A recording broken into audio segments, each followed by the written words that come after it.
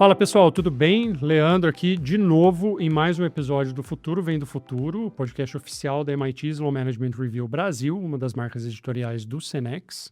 E hoje a gente volta a falar um pouquinho mais sobre marketing, inteligência artificial e, obviamente, dentro da temática que a gente estipula para essa temporada, que há uma questão de liderança e não só de tecnologia. E para isso eu tenho o prazerzaço aqui de convidar Guilherme Stefanini, que é CMO do Grupo Stefanini. Guilherme, seja bem-vindo. Muito obrigado aí pelo convite, animado aí para o nosso papo. Que bom, Guilherme. A gente também está aqui costumo brincar, para pensar um pouquinho do cérebro dos convidados aqui, trazer vários insights e várias coisas relevantes aí para a nossa audiência. Mas, cara, vamos lá. E aqui a gente sempre começa pelo começo, como deveria ser. Para quem está te conhecendo agora, conta um pouquinho como que você apresentaria a sua trajetória, quem é você e também o seu papel hoje no Grupo Stefanini. Vou brincar, vou fazer não uma história tão longa, mas fazendo mais curta aqui. Acho que, de novo, sempre vi em casa, assim, era muito voltado para negócio. Obviamente, meus pais fundaram a empresa, continuamos atuando. A gente tinha uma regra no modelo de sucessão, tanto eu quanto meu irmão, que também está no grupo, de a gente trabalhar fora e depois voltar. Legal. Aí para depois, quando quisesse, se quisesse ir. Eu trabalhei primeiro um pouco em banco de investimento, depois eu fui para consultoria estratégica. Me deu um tempo ali do que, né, obviamente, do modelo de... Acho que hoje já esse modelo do próprio negócio de consultoria vem mudando, mas na época era muito mais, vamos chamar assim, nem tão hands-on, mais hands-off talvez. E aí tinha um pouco de ir para hands-on. Então, eu acabei voltando pro grupo. Eu falo de voltar porque a gente sempre, nas férias, trabalhava, sempre teve alguma interação com a empresa, de certa maneira. E a ideia lá atrás era eu conhecer o business, mais ou menos, que naquela época, vamos chamar, era um business mais voltado para IT do que tech. Tá. Né? Então, eram 3 grandes áreas que deveria passar. Eu passei pela primeira, eu fui ser gestor de operações, conhecer cliente, tratar com o cliente. Acho que tem uma série de competências ali que tinham que ser desenvolvidas ou eternamente desenvolvidas, mas começar a ter a primeira exposição ali. Então, relacionamento com o cliente, gestão de equipe, esse tipo de coisa. E no meio desse caminho, não tá falando de, talvez, 15, foi 15 para 16, já existia um pouco, mas tinham algumas áreas que a gente estava montando mais organizado. Uma delas era uma área meio de digital, para ajudar os clientes na transformação digital. E aí, pelo meu background de consultoria, acabei indo para lá para liderar um pouco alguns dos temas junto com na época, o líder da área. Passado um tempo nessa área, eu sempre fui um cara mais generalista, gosto de PNL, a área tá ficando especialista, eu já não ia agregar tanto, e a gente sempre participa do conselho como ouvintes, né? Uhum. E aí no meio do conselho surgiu uma oportunidade, que a gente tinha feito uma série de aquisições de investimento, na época, e meio que era o brinco patinho feio, assim, ninguém olhava para isso. Eu falei, cara, ninguém quer, eu topo, né? Volto aqui ter um pouco de PNL, ser generalista. E aí foi uma área que deu super certo, assim, obviamente não só mérito meu, mas de toda a equipe que tá lá. A gente cresceu pra caramba a área, principalmente orgânico. E aí chegou até um certo tamanho que era complexo.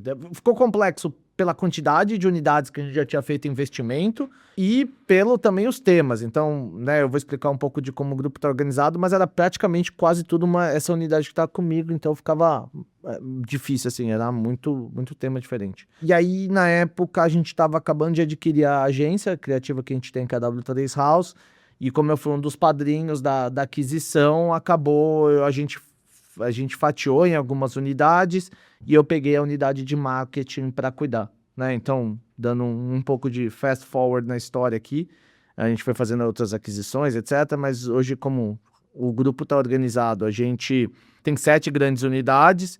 Então, tecnologia, que da onde a gente veio, etc. e tal.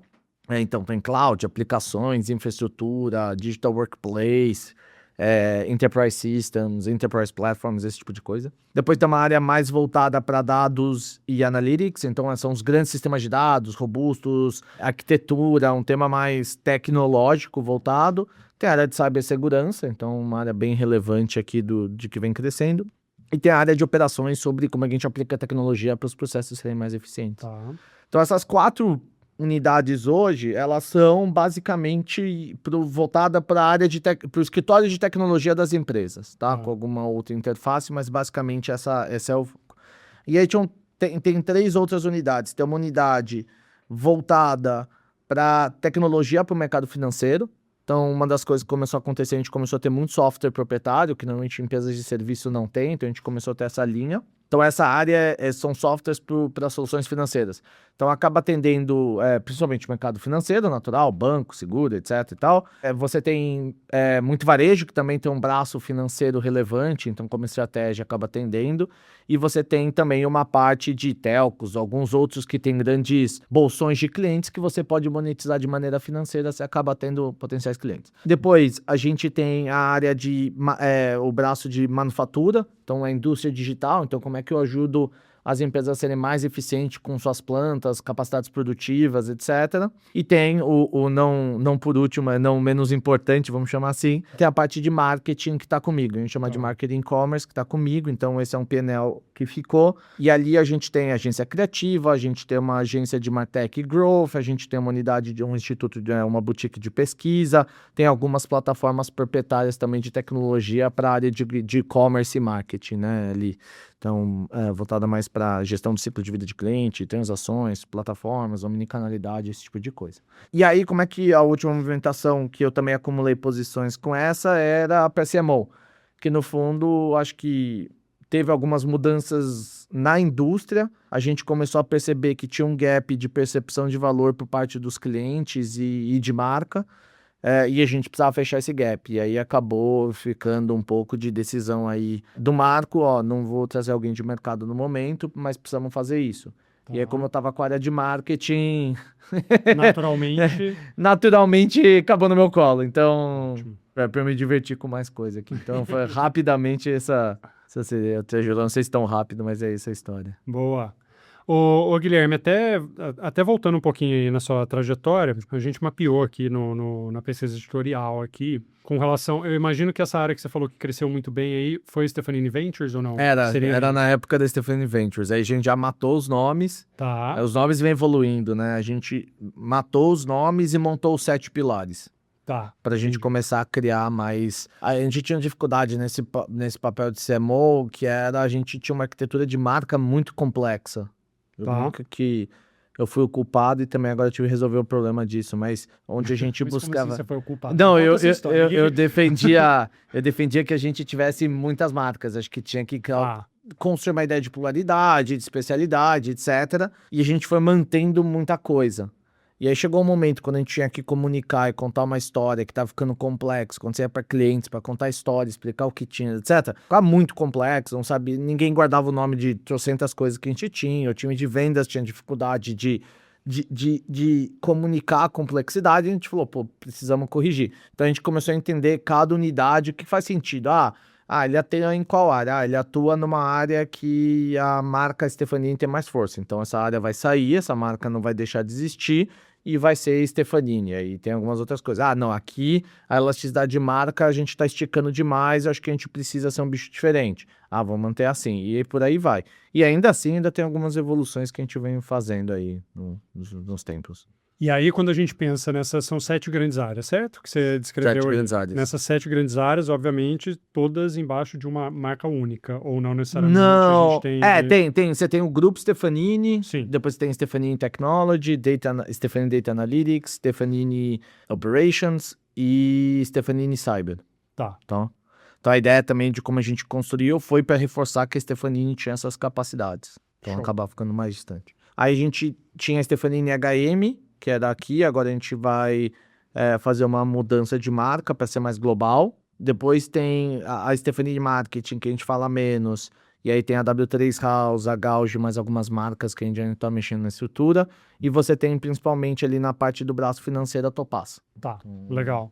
Então e aí essa arquitetura é que vem sendo evoluída com o tempo. E aí eu imagino que algumas, porque, por exemplo, naquelas 4 primeiras que você descreveu, elas estão muito ligadas ao grupo Stefanini, naturalmente. Naturalmente a origem é isso aí. E aí as outras acabam tendo um pouco mais de autonomia, como é que vocês estão trabalhando As outras, isso, elas têm autonomia. A gente sempre teve como cultura muita autonomia para as estruturas. A gente, ao contrário, vem dando um pouco menos, a gente vem reorganizando um pouco a operação e comunicação para garantir uma comunicação mais alinhada. Eu acho que esse é o ponto relevante. E aí, algumas marcas a gente fez dentro de uma arquitetura híbrida.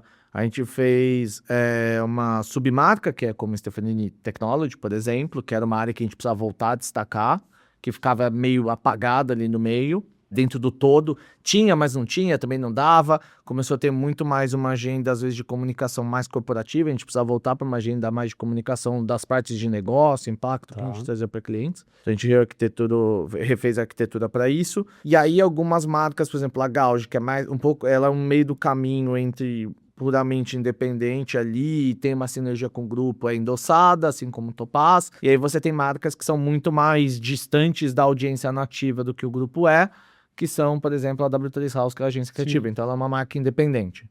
Então, aí acabou... Casa a casa, a gente foi analisando as indústrias, o que tinha, proximidade com core, esse tipo de coisa. E eu fiquei curioso isso, porque, na verdade, eu não sabia que existia uma agência dentro. E isso fez parte de uma aquisição. Ou Foi, a gente adquiriu eles no meio de 20. Tá. E aí... Imagino eu, ou não, você pode aí, né, virar e falar assim, não, tá errado esse pensamento, mas imagino eu que inicialmente para atender a Stefanini... Não. Foi mesmo para... A gente sempre teve uma visão muito mais de para cliente do que para interno. Tá. Então, a gente adquiriu, porque... o que eu tô tentando fazer não, aqui entendi. Como é que eu fui parar lá? Como é que eu fui parar lá, tá? Acho que, assim, muito do que a gente vem construindo no grupo e boa parte das aquisições fizeram nessa estratégia era... A gente brinca que tecnologia era uma área que ficava no porão e tinha que manter a luz acesa, cara. Tipo, só lembravam quando dava pau, né? Assim, quando dava problema, aí lembram de você. E agora, a partir do momento da transformação digital, isso também vem um pouco da questão de marca, alguns movimentos, ela passou a ser um diferenciador, uma diferenciação de negócio. Eu consigo criar uma capacidade de atender meus clientes melhor porque eu uso melhor tecnologia. Então, ela brinca, ela sai do porão para sentar um pouco mais na mesa de negócios, etc e tal. Então, com essa aceleração, tinha alguns negócios que já eram muito relevantes. Por exemplo, no banco, o banco sempre apostou muito em tecnologia. Outras áreas, por exemplo, no Brasil, que eram mais atrasadas como varejo, com a revolução digital, o cara teve que se atualizar e teve que correr atrás, né? Comparando com players, por exemplo, Estados Unidos, né? O Brasil era bem mais avançado em financeiro, em mercado de retail, né? Varejo não. Que lá aconteceu a Amazon, aqui teve outros efeitos ali, tipo, por exemplo, outros players. E a história é por que a gente foi trazer a agência? No fundo, a gente começou desenvolvendo ótimos produtos digitais de maneira técnica.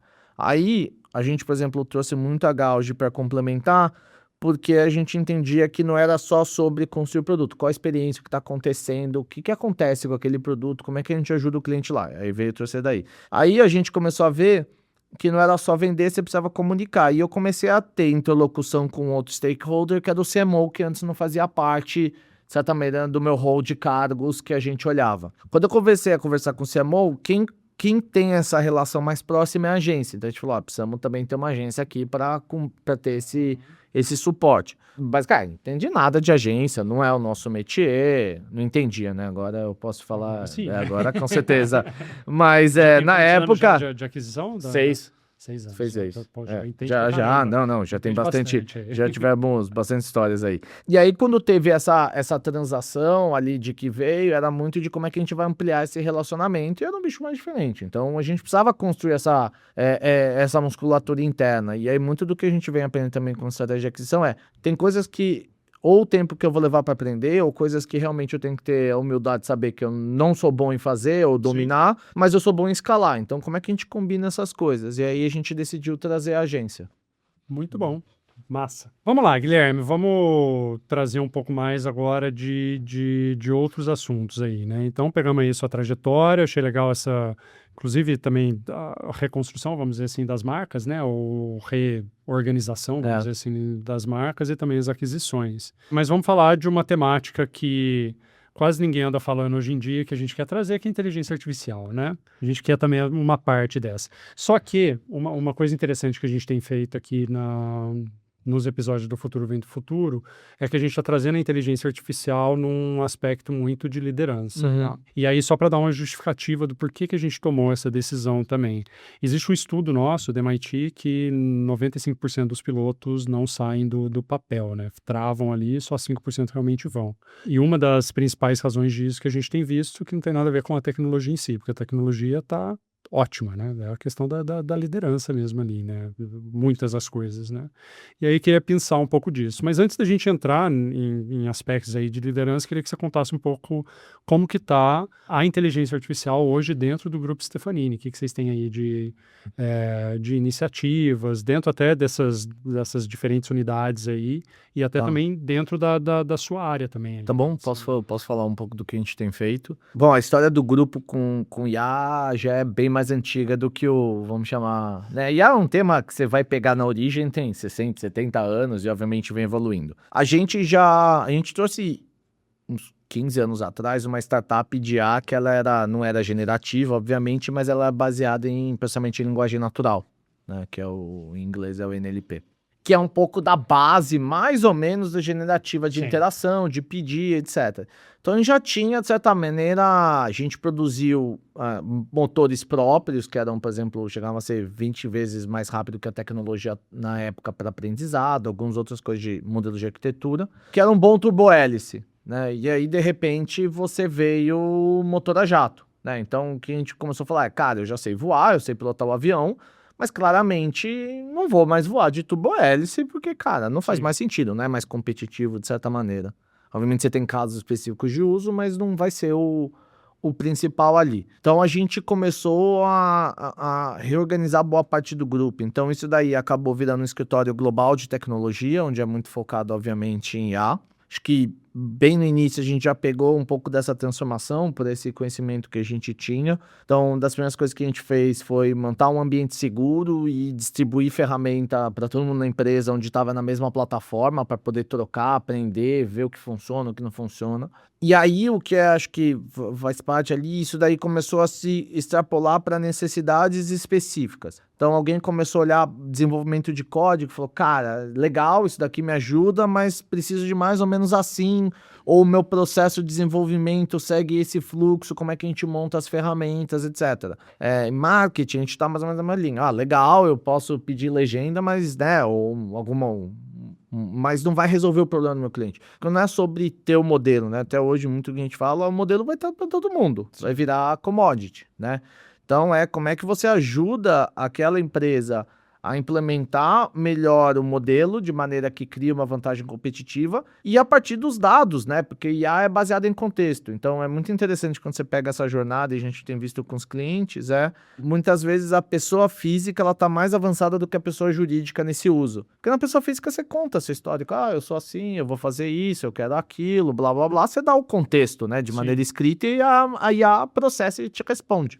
Quando você pega uma empresa, de onde vem um contexto? Você não vai fazer um chat com todo o histórico de vendas ou com outra percepção de cliente o tempo inteiro. Então, vem dos dados, só que uma parte tem um legado de dados muito estruturados.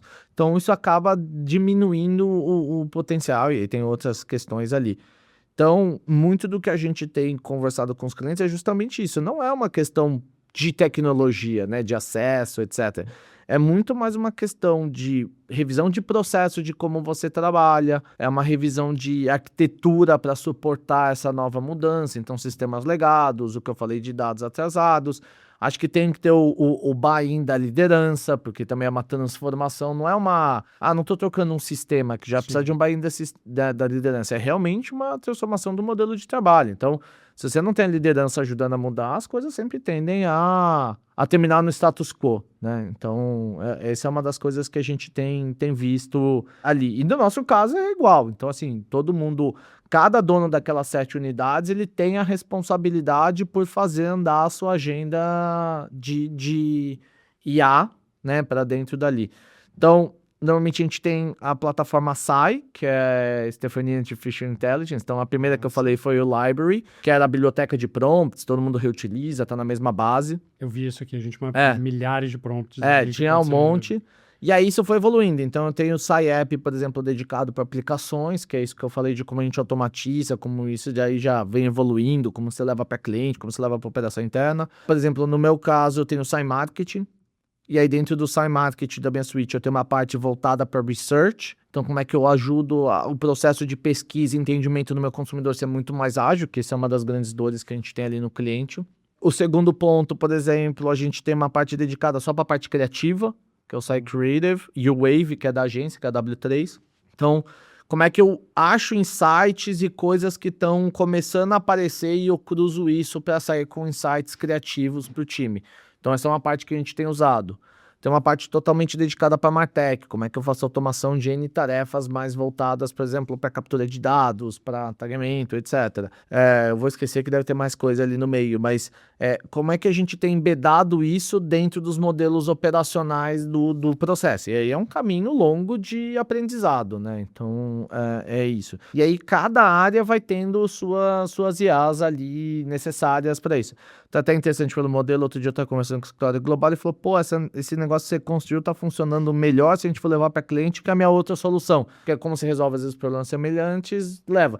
Como é que a gente vai fazer? Falar, vamos trocar uma ideia aqui, vamos junto. Então, você tem essa função também de alguém ficar achando o que está acontecendo entre as áreas para unir essas forças. E o fato de, historicamente, vocês serem também de tecnologia, isso facilitou bastante, imagino eu, ali a implementação, assim, né? Porque o que eu fico pensando aqui traz biblioteca de milhares de prompts, você falando mesmo aí que agora diferentes áreas têm acesso e uso, entendeu? Tá. Tá muito na mão, é difícil você controlar, né? Algum nível de...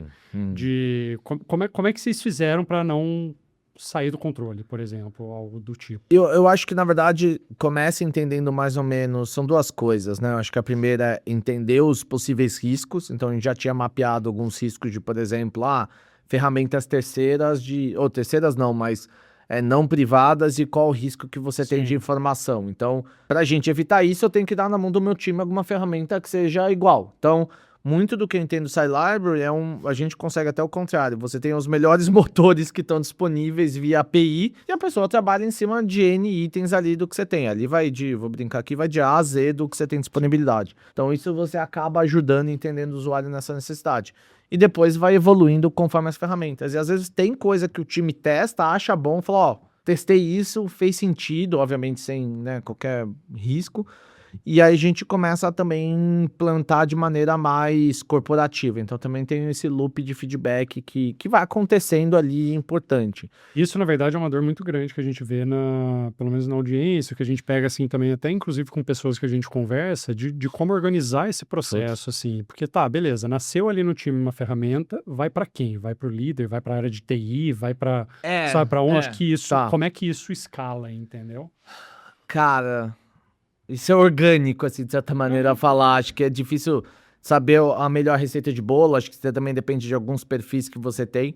O que a gente tem visto é a melhor combinação é alguém que entende do negócio com uma visão de tecnologia, um entendimento de tecnologia, né? Então, domínio do negócio com entendimento de tecnologia. Não precisa ser expert, mas ele vai ajudar ali a ter as ideias, testar, e depois, quando isso precisa de escala, e eu acho que faz sentido ir para uma área de tecnologia que vai... produtizar isso. A gente faz muito isso, por exemplo, na minha área, que eu sou o time menos técnico do grupo, né? Eu tenho alguma capacidade técnica, mas eu sou bem menos do que você tem na própria área de tecnologia, que ali você já tem isso. Mas mesmo isso, a gente começou a ouvir e começou a testar, porque muito do que a gente viu é um pouco do diálogo entre tecnologia e negócios o tempo inteiro. Então, o que está acontecendo ali, o que está precisando, como é que a gente dá a solução.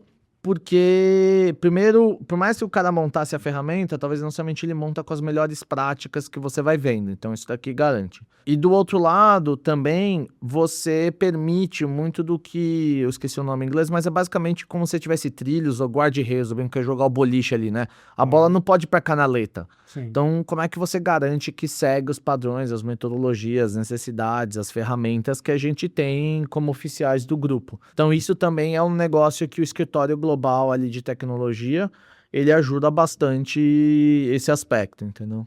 Massa, muito bom. E o fato de uma forma ou de outra, as áreas que você descreveu aqui, elas nasceram AI first, certo? Ou não necessariamente ali? Não necessariamente. Foi uma coisa que foi no processo ali, então. Tipo o quê, por exemplo, que você diria de área? Tipo... Não, nas áreas que você descreveu, naquelas 7 primeiras lá. Que você... Não. Já existiam as ofertas antes de AI. E aí o que agora a gente está fazendo beleza, como é que eu vou retransformar isso daqui para ser AI first? Então, cyber, um dos grandes problemas de cyber é, você tem milhares de alarmes, como é que você identifica isso? Você precisaria de ter um exército, não dá para ter um exército, como é que eu faço isso? Como é que eu desdobro, por exemplo, na minha área, um dos desafios é como é que eu customizo o volume seja quase que individualizado, então você vai ter um volume enorme de trabalho de criativo, Sim. mas não dá para fazer com gente. Então, como é que eu vou criar? Então, a gente começa a repensar coisas que não eram possíveis, que passam a ser possíveis, e isso vai abrindo outras possibilidades. Então, um cliente queria, por exemplo, montar o que a gente chama de usuário sintético, né? Que é o Synthetic Users. Que são como se fosse os clientes dele, mas com IA que você consegue, de certa maneira, facilitar a pesquisa. E aí começou a ter N vieses, N coisas de dados que precisava. A gente falou, vamos inverter, vamos construir a nossa moderadora. Então, quem entrevista é baseado em IA, que é mais fácil do que eu construir o cliente. Tá bom, isso daqui já me viabiliza um processo para eu pensar no próximo. Então, você também vai descobrindo muita coisa no meio do caminho ali dentro, entendeu? Um processo ali de criação mesmo. Normal. Que tem... Não tem, tá todo mundo, né, procurando um pouco aprendizados ali. E assim, isso na inteligência artificial como um todo, né? Generativa, né? Depois que democratizou, acho que tá todo mundo nesse meio do caminho. Tipo, e aí, Tudo que é meio novo vai aprendendo, vai dominando, vai entendendo, e depois a tendência é acontecer isso mesmo, assim, você entende? E aí, Guilherme, só pra pensar um pouquinho, assim, também do seu lado como líder, né? Hoje você tem, qual o tamanho da sua equipe, assim, mais ou menos ali? Hoje a gente tá... diretos, eu devo estar com umas 800 pessoas abaixo de mim. 800 pessoas, é gente pra caramba ali, se você for pensar, principalmente nessa gestão da mudança, assim. E aí eu queria ver a sua perspectiva como líder mesmo, durante esse processo dessa transformação, dessa ruptura que a gente está vivendo, assim. O que você tem visto, e isso é uma coisa que a gente tem discutido bastante, de desafios, e não sei se você tem a mesma percepção, você pode aqui também, pode falar. para a gente bater um papo aqui e conversar sobre isso. Mas eu acho que tem muita empolgação, porque, né, pensando no Brasil, principalmente, assim, a gente é bem early adopter, né? Acho então que tem global também muita empolgação com relação a isso, mas quando a gente começa a olhar para resultado de negócio mesmo, e aí você vem de uma área também que...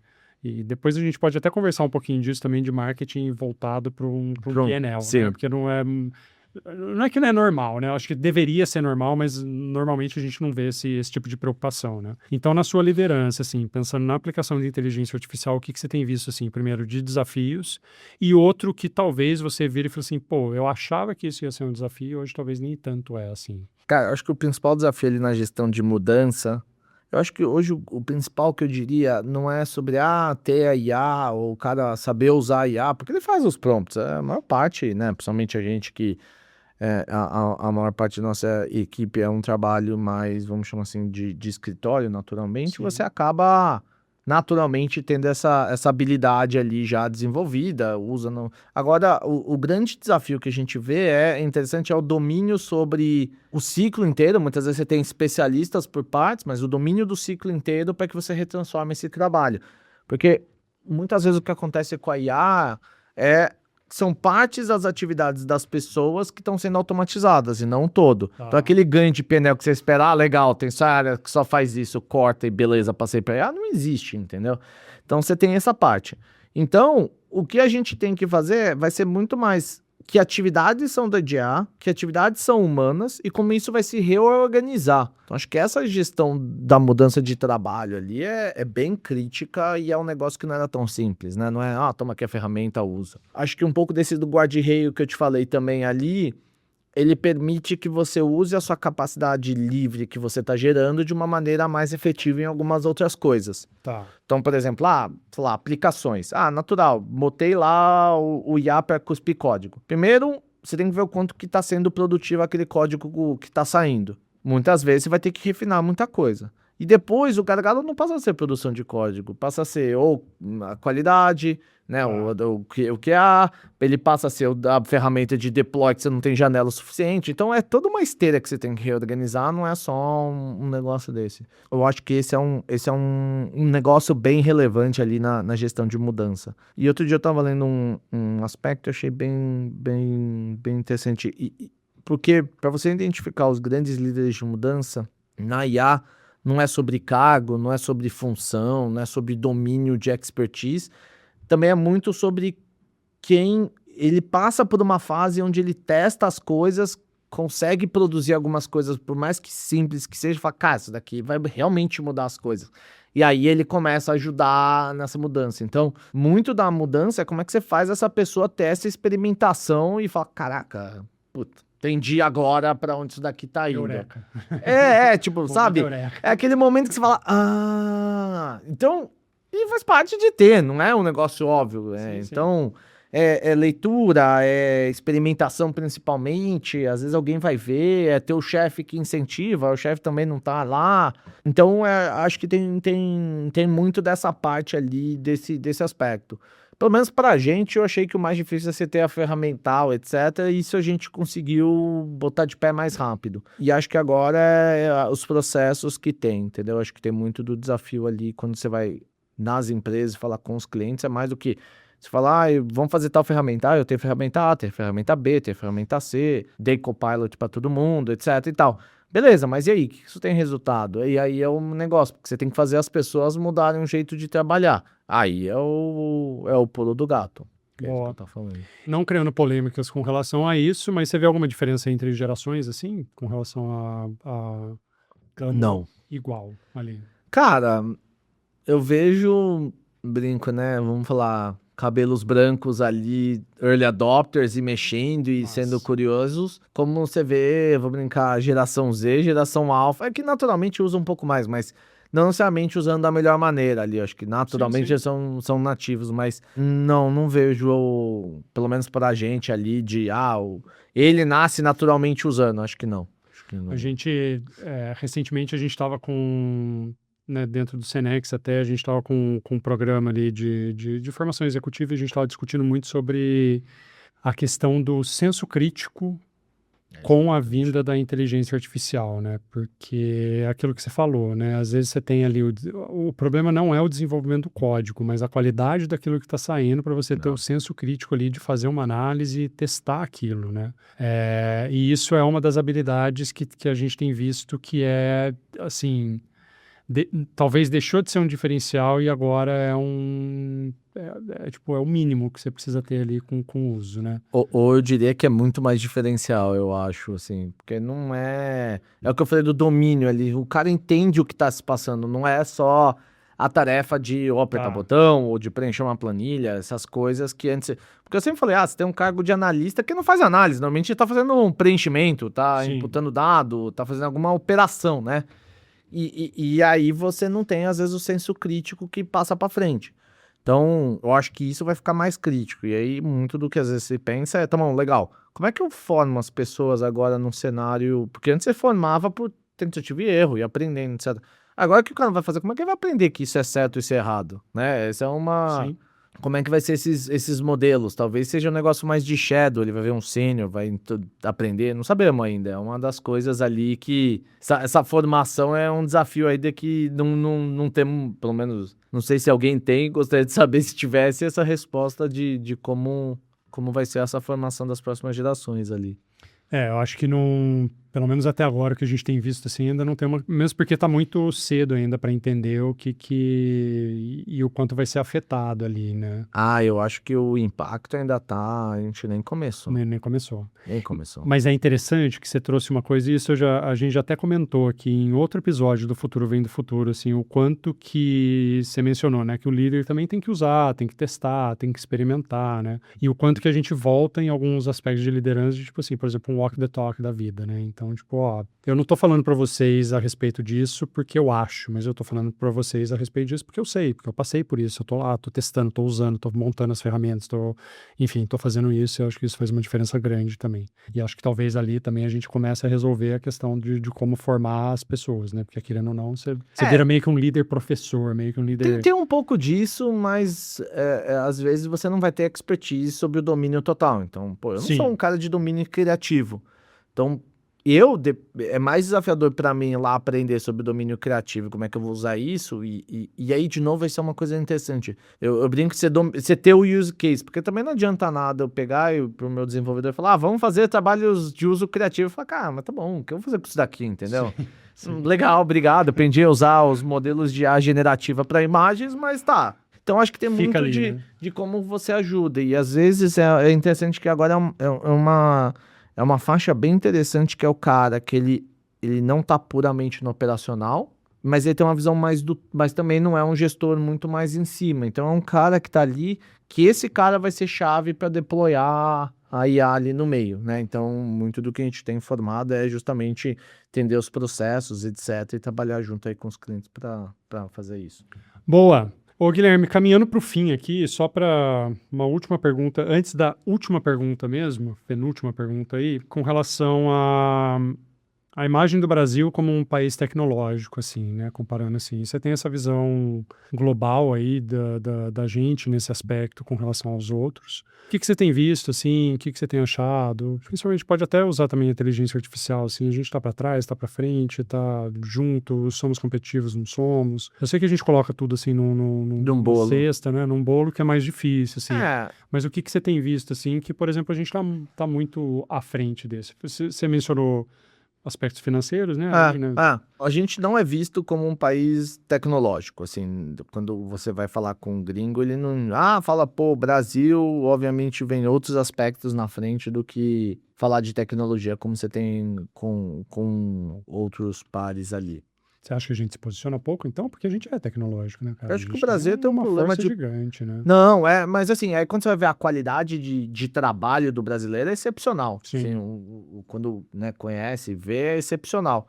É muito boa. Tem um desafio de línguas, que na verdade ainda limita Sim, muito sim. o país, mas eu acho que tem um problema de posicionamento. Acho que o Brasil ele não aproveita, ele se vende mal. Acho que quando você tem Nossa. lugares muito piores, mais sem graças até de perspectiva de turismo, que todo mundo, ai meu Deus, eu tenho que ir pra lá, e cara, o Brasil tem coisas muito melhores. Então acho que tem uma questão de como o Brasil ele gerencia a sua imagem e reputação, e a permissão do que sai é muito pior do que realmente é, eu acho. Então, esse é um desafio de imagem grande.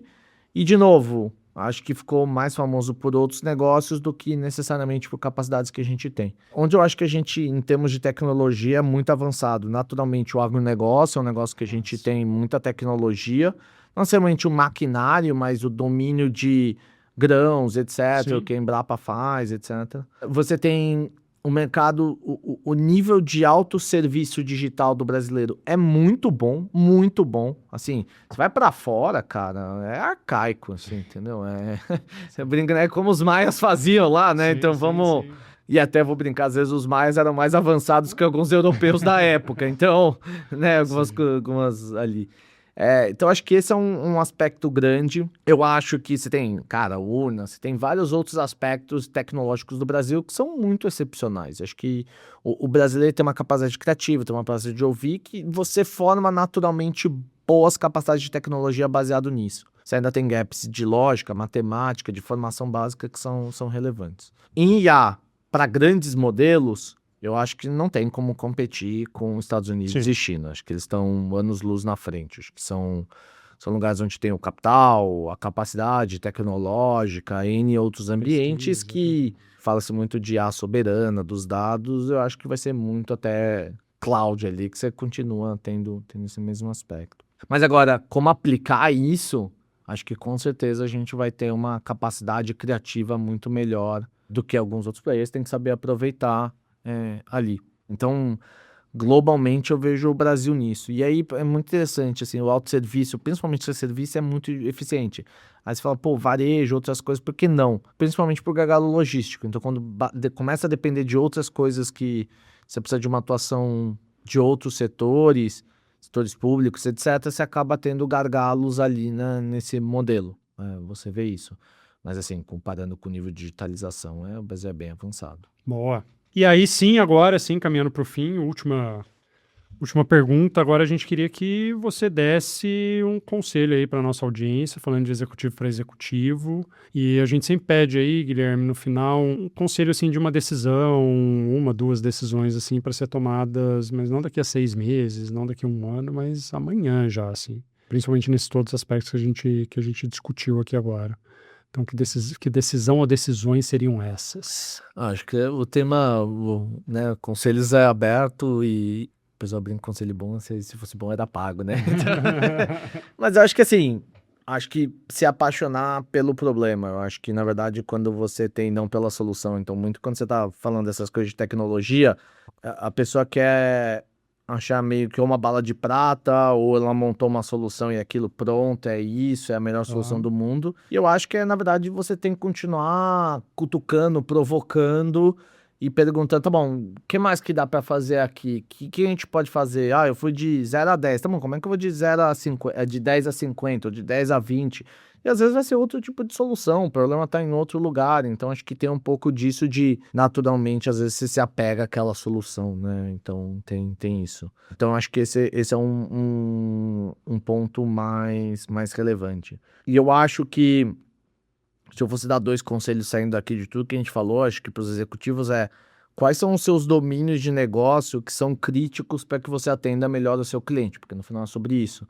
Então, mapear esses domínios e depois tá, e aí, agora como é que eu vou mudar isso daqui para melhor? Como é que eu vou implantar IA? Como é que eu vou facilitar a vida do meu cliente com base nisso? Acho que, para mim, seriam as 2 coisas que eu faria. Se eu não tivesse começado a fazer isso, eu faria já amanhã, assim, sabe? Então, Nossa, muito bom. acho que são esses 2 aí. Boa. Guilherme, isso daqui é a gente brinca, uma lembrancinha, mas nem tão in assim, de agradecimento. Pô, lembrançona. Lembrançona de você ter vindo participar. Imagina, Tem um agradeço, livro aí, obrigado, que é o obrigado. Co-Inteligência, que é um livro muito bom do Ethan Mollick aí. Chocolatinho também para adoçar a vida. Sempre Eu bom, a combinação boa dos dois. Isso, então. Pô, Isso é uma obrigado. forma de agradecimento, cara. Imagina, Você vir aí obrigado. participar Eu que agradeço aí pelo convite, sempre bom trocar. Que bom. Espero bom. que a audiência tenha gostado também. Ah, mas com certeza, com certeza. E você que está aí escutando, esse foi mais um episódio aí do Futuro Vem do Futuro com a gente, aqui com o Guilherme Stefanini. Provocação, se vocês curtiram, curtam aí o vídeo, no Spotify também, compartilhem, enfim, compartilhe essa mensagem aí para todo mundo e a gente volta com mais episódios daqui a pouco e com mais desse tema aí de uma questão de liderança e não só de tecnologia. Muito obrigado e até a próxima.